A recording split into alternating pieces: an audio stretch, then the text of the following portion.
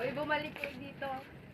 Bakit dito kayo nagtatapon kahit alam niyo namang may tamang basurahan? Bakit ito pinagpapatuloy ng paglilis dito kung may tagapaglilis naman dito araw-araw? Hindi tama na magtapon kayo kung saan nakaka-apekto sa ating kalikasan.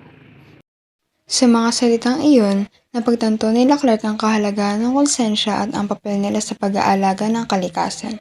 Simula noon, nagbago na ang kanilang pananaw at nagsimulang sumali sa mga gawain para sa kapaligiran. Sila ay naging responsable sa kanilang mga gawain. Ipinakita nila ang tamang halaga sa kalikasan at naging magandang halimbawa sa iba sa pamamagitan ng kanilang mga kilos at salita.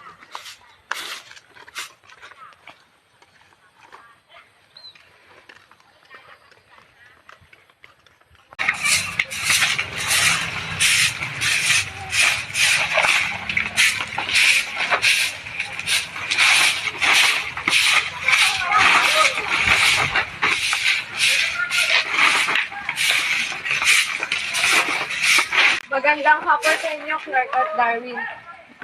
Salamat sa inyong pagbubuluntari sa ating bayan. May iwasan nito ang mga posibleng problema na magdudulot nito.